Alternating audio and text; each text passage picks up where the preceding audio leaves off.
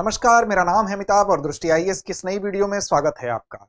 कल यानी 10 अक्टूबर को साहित्य का नोबेल पुरस्कार घोषित किया गया और आज यानी 11 अक्टूबर को शांति के क्षेत्र में दिए जाने वाले नोबेल पुरस्कारों की घोषणा की गई।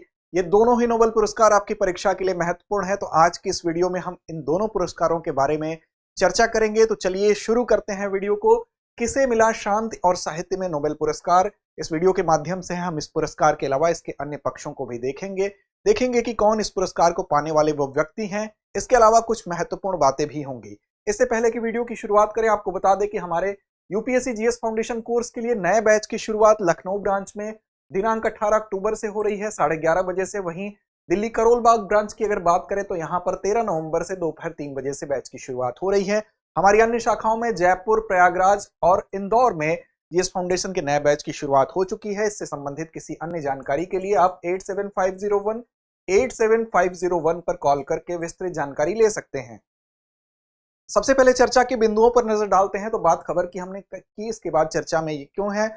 चर्चा में होने का कारण आप सभी को पता है कि नोबेल पुरस्कार विश्व के सबसे प्रतिष्ठित पुरस्कारों में शुमार हैं और ये पुरस्कार जिन क्षेत्रों में दिए जाते हैं वो भौतिकी, रसायन, चिकित्सा, साहित्य, शांति के अलावा 1968 से इसमें आर्थिक विज्ञान भी जुड़ गया, अर्थव्यवस्था भी जुड़ गई, तो ये प्रदान किए जाते हैं। 7 अक्टूबर से इसकी घोषणा शुरू हो चुकी है और वहीं भौतिकी, रसायन, चिकित्सा, साहित्य, शांति के बाद अंतिम रूप से जो 14 अक्टूबर की तिथि है उस दिन घोषित किया जाएगा अर्थव्यवस्था का। दो सबसे महत्वपूर्ण आप कह सकते हैं इस वर्ष की परीक्षा के लिहाज से भी आप देखें तो शांति का नोबेल अक्सर पूछ लिया जाता है, तो परीक्षा के लिहाज से शांति का नोबेल थोड़ा सा ज्यादा इंपॉर्टेंट आपके लिए हो जाता है। साहित्य भी पूछ सकता है, तो इन दोनों की चर्चा आज हम करेंगे। तो साहित्य के नोबेल पे पहले चलेंगे, फिर किसको मिला, विजेता के बारे में कुछ महत्वपूर्ण बातें जो इनके पक्ष को आपको मेंस में भी आपके लिए उपयोगी हो सकती हैं उसको हम देखेंगे। किसे मिला शांति का नोबेल उसको भी देखेंगे।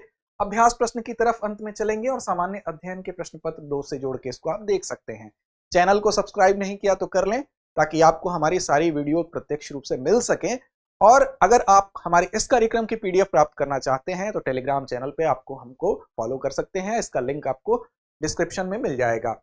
सबसे पहले बात करते हैं खबर की। तो खबर देखिए, जब तक हम इस खबर के बारे में चर्चा शुरू कर रहे थे तभी खबर आई कि शांति के क्षेत्र में भी नोबेल घोषित कर दिया गया है। तो इस खबर में केवल चर्चा यहां पर आपको दिख रही होगी कि हमने साहित्य की है, लेकिन शांति का भी है। तो इसी खबर के आलोक में आज हम चर्चा करेंगे। मुख्य विषय यह है कि शांति और साहित्य दोनों की चर्चा होनी है। तो देखिए 10 अक्टूबर को घोषणा हुई थी, 10 अक्टूबर 2024 को घोषणा हुई थी साहित्य के नोबेल पुरस्कार की। किसको मिला है? तो दक्षिण कोरिया की लेखिका है हान कांग।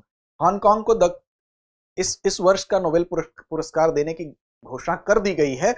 अब ये घोषणा कल की गई और आज घोषित किया गया है 11 अक्टूबर 2024 को शांति का नोबेल पुरस्कार निहोन हिदानक्यो। ये एक जापानी संगठन है, एक एनजीओ है। तो यही वो वजह है कि इन दोनों की घोषणा होने के बाद इसकी चर्चा हो रही है। अब इसके अन्य पक्षों को भी हम समझने की कोशिश करेंगे। अब देखिए यहीं अगर पिछले वर्ष के जो पुरस्कार हैं उनको भी आप एक नजर में जरूर ध्यान रखेंगे। अगर पिछले साहित्य का पुरस्कार, नोबेल पुरस्कार किसको मिला तो नॉर्वे के थे, जॉन फोस थे, उनको मिला था। और 1901 से लेकर अगर 2023 तक आप देखेंगे तो साहित्य के क्षेत्र में 116 पुरस्कार वितरित किए गए। इसमें से 18 महिलाओं को यह पुरस्कार अब तक दिया जा चुका है। और पहली बार अगर किसी महिला के पुरस्कार की बात करें तो स्वीडिश महिला थी, वो उनको 1909 में साहित्य के क्षेत्र में नोबेल पुरस्कार दिया गया था, जिनका नाम था सेल्फा लेंगरलोस। तो इसको भी आप याद रखेंगे, ये भी कुछ तथ्य हैं। तो पिछला पुरस्कार भी आपको ध्यान देना होता है।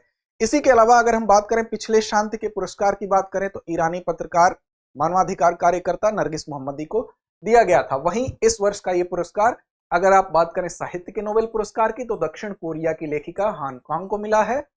और शांति का नोबेल पुरस्कार निहोन हिदानक्यो नाम के जापानी एनजीओ या एक संगठन को मिला है। अब बात करेंगे अगर साहित्य के पुरस्कारों की तो इसमें इनके काव्यात्मक जो गद्य हैं उसके लिए ये पुरस्कार दिया गया। ऐतिहासिक रूप से जो आघात होते हैं और साथ साथ जो मानव जीवन की नाजुकता होती है उसको यह दर्शाता है। इनके जो साहित्य होते हैं उसमें इसका वर्णन होता है। और ये इंपॉर्टेंट इसलिए भी है, साहित्य का नोबेल भी इसलिए इंपॉर्टेंट है क्योंकि ये पहली दक्षिण कोरिया की जो महिला हैं वो होने का ये गौरव हासिल करती हैं जिनको कि नोबेल प्राइज से, साहित्य के नोबेल प्राइज से सम्मानित किया गया है। तो साहित्य में नोबेल पुरस्कार जीतने वाली पहली दक्षिण कोरियाई महिला है, इसलिए ये और इंपॉर्टेंट है। और साहित्य में नोबेल पुरस्कार पाने वाली कुल 18वीं शख्सियत हैं, तो ये भी आप ध्यान रखेंगे। इसके अलावा आप देखें तो हांगकांग की अगर बात कर लें, इनके शख्सियत की बात कर लें, तो इनका जन्म जो हुआ था 1970 में दक्षिण कोरियाई शहर ग्वांगझू में हुआ था। दक्षिण कोरिया का ये शहर है ग्वांगझू। अब यहाँ पर इनका जन्म हुआ। जन्म होने के 9 साल तक तो यहाँ रहती हैं। उसके बाद इस शहर से 9 साल की उम्र में अपने परिवार के साथ ये सियोल चली जाती हैं। लेकिन इनकी जो पृष्ठभूमि थी, कोई भी साहित्यकार अगर साहित्यकार बनता है तो उसमें उसकी पृष्ठभूमि का बड़ा योगदान होता है। इनके पिता भी साहित्यकार थे, वो भी अच्छे लिटरेचर के जानकार थे, प्रतिष्ठित उपन्यासकार थे। तो उसका प्रभाव कहीं ना कहीं इनके ऊपर दिखाई देता है। और सिर्फ साहित्य ही नहीं बल्कि संगीत में, कला में भी इनकी रुचि थी, और ये चीजें उनके लिटरेचर में आपको दिखाई देंगी। उसकी छाप आपको उनके लिटरेचर में दिखाई देंगी कि किस प्रकार की गहन भावनाओं को इन्होंने उजागर किया है अपने साहित्य में। 1993 में इनकी शुरुआत होती है, इनके करियर की शुरुआत होती है दक्षिण कोरियाई पत्रिका लिटरेचर एंड सोसाइटी में कई कविताओं के प्रकाशन के साथ। अर्थात जो लिटरेचर एंड सोसाइटी नाम की पत्रिका है उसमें इनकी कई कविताएं छपती हैं, और 1993 से इस क्षेत्र में उनका पदार्पण होता है। कविता लेखन के क्षेत्र से धीरे धीरे साहित्य में वो अपने कदम आगे बढ़ाती हैं। 1995 में आप देखेंगे कि उनका पहला गद्य संग्रह आता है जिसका नाम था लव ऑफ योसू। तो याद रखेंगे आप, लव ऑफ योसू 1995 में इनका पहला गद्य संग्रह आता है। लेकिन इनको अंतर्राष्ट्रीय सफलता कब मिलती है, अंतर्राष्ट्रीय रूप से इनकी ख्याति कब मिलती है, अर्जित होती है? तो अंतर्राष्ट्रीय सफलता इनको मिलती है द वेजिटेरियन से, और 2007 में यह प्रकाशित हुआ इनका उपन्यास, और इससे ये काफी फेमस हो गई। द वेजिटेरियन की अगर आप बात करेंगे तो इसमें एक महिला होती है। उस महिला को एक दिन रात में स्वप्न आता है। स्वप्न में वो महिला नॉनवेज खाने वाली होती है, मांसाहारी होती है, लेकिन उस स्वप्न में वो काफी हिंसा देखती है, काफी खून खराबा देखती है, और उसके बाद अचानक उसके मन में ये भाव उत्पन्न होता है कि अब मुझे मांस की तरफ नहीं जाना है, मुझे शाकाहार की तरफ जाना है। तो उसके मन का ये जो भाव होता है, वो जिस जगह पे होती है उस जगह पर शाकाहार को अपनाने में उसे क्या दिक्कतें आती हैं, उसे क्या सामाजिक रूप से जो कठिनाइयां हैं, किसका सामना करना पड़ता है, उन चीजों को इन्होंने अपने इस लेखन में दर्शाया है। उसमें उन्होंने बताया कि उसको यहां तक की समस्या सामना करना पड़ा कि उसका जो पति है उससे भी उसकी अनबन होती है, और मानसिक और शारीरिक जो उलझन है वो किस प्रकार इस प्रकार से उलझती है कि जो सामाजिक दबाव हो गया, या हम कह सकते हैं जो भी समाज में उसको कठिनाइयां हैं उसका सामना करना पड़ा। तो उसी का वर्णन बहुत भावनात्मक तरीके से इन्होंने किया कि एक गैर हम कह सकते हैं शाकाहारी समाज में अगर कोई सिर्फ शाकाहारी बनता है तो उसको अपने परिवार में अपने पति जैसे जो घनिष्ठ रिलेशन है उसमें भी कितनी कठिनाइयों और मानसिक अवसाद का सामना करना पड़ा। इसी को इन्होंने इसमें उकेरा, और बहुत खूबसूरत ढंग से उकेरा, और द वेजिटेरियन में इस बात को इतनी बढ़िया से इन्होंने व्यक्त किया कि उसके लिए इनको अंतर्राष्ट्रीय ख्याति मिलती है। इनकी अन्य प्रमुख रचनाओं की अगर बात करें तो यूरोपा इनकी एक रचना है 2012 की। ये एक लघु कथा है, एक छोटी स्टोरी है, और ये बहुत फेमस हुई। यूरोपा इतनी फेमस हुई क्योंकि इसमें कथा बड़ी इंटरेस्टिंग है। अब देखिए इन कितनी गूढ़ विवंजना इन्होंने की, कितनी गूढ़ बातों को इन्होंने, गूढ़ भावों को समझ के उसको व्यक्त करना। इसमें क्या है कि इसमें एक कथावाचक होता है, और वो कथावाचक लोगों के सामने महिलाओं के रूप में दिखता है। मतलब वो उसका जो वेशभूषा है, सारी चीज है, वो महिलाओं जैसी ही। लोग नहीं जानते हैं कि वो वास्तव में पुरुष है, लेकिन उसका मन अंदर से तो था वो पुरुष। अब उसको जो महिलाओं के रूप में हम कह सकते हैं छद्म महिला के रूप में रहता है, महिला का आवरण बना के रहता है और कथावाचन का काम करता है, लेकिन अंदर से वास्तव में वो पुरुष होता है, और उसे एक महिला से प्रेम हो जाता है। और उस महिला की पृष्ठभूमि क्या होती है कि वो भी अपने वैवाहिक जीवन में काफी कठिन रास्तों को का सामना करके आई हुई होती है, और अपने पति से उसका भी विच्छेद हुआ होता है। अब दोनों की कंडीशन ऐसी होती है कि दोनों एक दूसरे को धीरे धीरे समझने लगते हैं, दोनों एक दूसरे की सच्चाई भी जानते हैं, और उनके बीच में प्रेम संबंध भी होता है। लेकिन ऐसी कठिन सिचुएशन होती है कि वो दोनों खुल के अपने प्रेम संबंध को सामाजिक परिवेश में उसको सामने नहीं ला सकते हैं। यहाँ पर उनकी जो प्रेमिका होती है तो वो कथावाचक से कहती है, जो कि कथावाचक दुनिया के लिए स्त्री है, लेकिन वो प्रेमिका जानती है कि ये पुरुष हैं। वो कहती है कि यदि तुम अपनी इच्छा से जी सकते तो क्या तुम अपने जीवन के साथ यही करते जो अभी कर रहे हो? अगर तुम अपनी इच्छा से जी सकते तो तुम अपने जीवन के साथ क्या करते? तो ये कुछ ऐसे भावनात्मक स्टेज वहां पर व्यक्त किए गए हैं, कुछ ऐसे उलझनों वाली सिचुएशन को वहां व्यक्त किया गया है कि मानसिक अवसाद को, आत्म अन्वेषण को, खुद को खोजने की जो बात है उसको ये बहुत अच्छे ढंग से अभिव्यक्त की, असंतोष को इन्होंने बहुत अच्छे ढंग से व्यक्त किया, और साथ साथ इसके अलावा जो भीतर के हमारे संघर्ष हैं उन संघर्षों के बीच जो जटिलताएं हैं उन जटिलताओं को इन्होंने अपने इस लघु कथा के माध्यम से बहुत ही बढ़िया से अभिव्यक्त किया। और इसीलिए यूरोपा 2012 में इनकी जो लघु कथा है ये काफी फेमस हुई और इन दोनों के बीच जो अनकही समझ डेवलप हुई थी उसको इन्होंने बहुत खूबसूरती से आगे इसमें वर्णन किया। इसी तरह से एक ह्यूमन एक्टस है, ये एक उपन्यास है 1980 के ग्वांगझू के नरसंहार पर आधारित है। चूंकि ग्वांगझू में ये स्वयं रही थी, वहां पर बचपन इनका 9 साल तक गुजरा था, तो उससे इनका एक अटैचमेंट था, जिसमें कि दक्षिण कोरियाई सेना ने सैकड़ों निहत्थे लोगों और छात्रों की हत्या कर दी थी। इस बात का इन्होंने बहुत अच्छे तरीके से वर्णन किया, तो ह्यूमन एक्टस से भी इनको काफी ख्याति मिली और हांगकांग दक्षिण कोरिया की पहली लेखिका हैं जिन्हें साहित्य का नोबेल मिला है, इसलिए यह खंड आपके लिए महत्वपूर्ण होता है, इस पक्ष का ध्यान रखेंगे। अब बात करते हैं आज यानी 11 अक्टूबर को शांति का नोबेल पुरस्कार भी दिया गया। अक्सर परीक्षाओं में पूछ लिया जाता है, तो शांति का नोबेल पुरस्कार जो 2024 का है ये दिया गया है निहोन हिदानक्यो, जो कि एक जापानी एनजीओ है, जापानी एक संगठन है। आप जानते हैं कि जब विश्व युद्ध का समय था तो 1945 में जापान के 2 शहर थे, हिरोशिमा नागासाकी, वहां पर परमाणु बम का हमला हुआ और उस परमाणु बम के हमले के बाद बहुत से ऐसे लोग थे जिनकी जानें गईं। इसके अलावा उसका जो दुष्प्रभाव है वो कई वर्षों तक दिखाई देता रहा, वहां कई वर्षों तक लोग विकलांग पैदा हो रहे थे। इसके अलावा वो जो रेडिएशन था, विकिरण था, उसके दुष्प्रभावों का असह्य वर्णन था।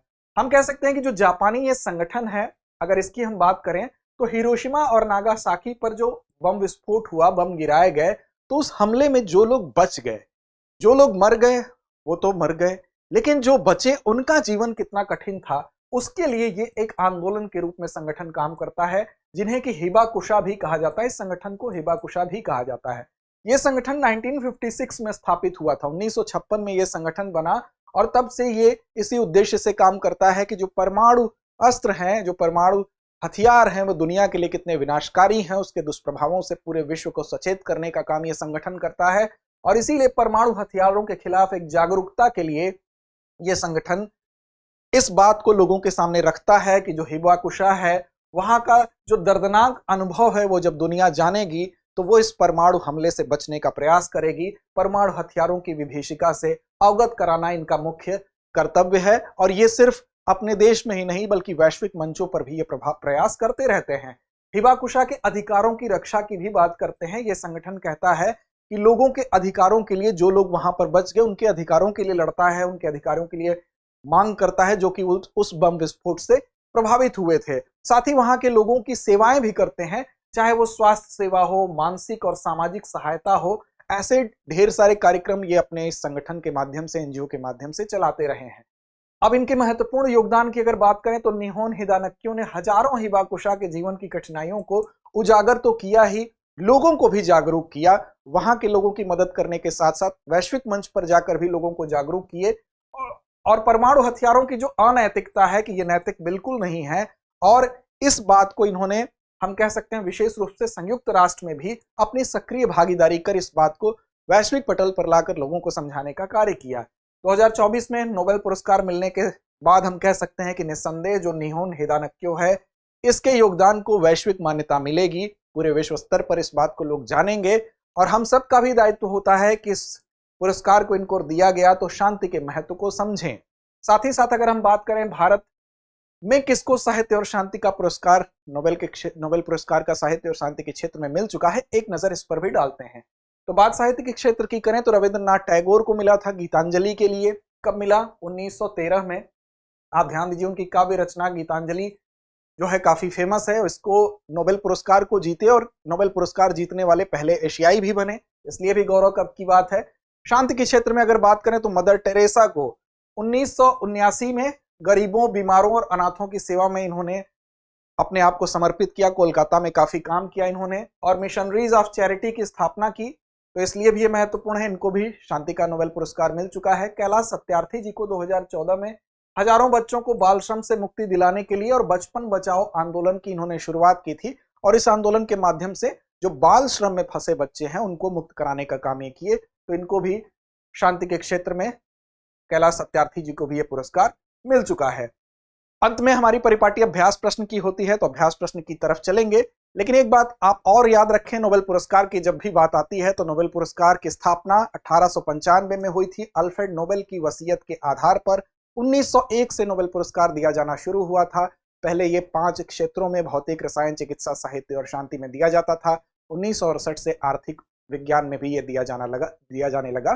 और पहली महिला की अगर बात करें कि किसको नोबेल पुरस्कार दिया गया, पहली महिला कौन थी, तो याद रखिएगा मैरी क्यूरी पहली महिला थी। 1903 में इनको फिजिक्स के फील्ड में दिया गया, भौतिकी के क्षेत्र में दिया गया, बाद में रसायन विज्ञान के क्षेत्र में भी इनको 1911 में दिया गया। और शांति का जो नोबेल पुरस्कार होता है वो नॉर्वे में दिया जाता है, और बाकी जो पुरस्कार होते हैं वो स्वीडन में प्रदान किए जाते हैं। 10 दिसंबर को ये पुरस्कार दिए जाते हैं, जब अल्फ्रेड नोबेल का उस दिन पुण्यतिथि होता है। तो ये तथ्य भी आप याद रखेंगे। अंत में हमारी परिपाटी अभ्यास प्रश्न की है। आज का अभ्यास प्रश्न आपके लिए कि नोबेल शांति पुरस्कार 2024 किस संगठन को दिया गया। विकल्प ए है ग्रीन पीस, एमनेस्टी इंटरनेशनल, निहोन हिदानक्यो या इंटरनेशनल रेड क्रॉस। तो उम्मीद है आप सही और सटीक जवाब जरूर देंगे। लड़ते रहें, अपने लक्ष्य की ओर बढ़ते रहें।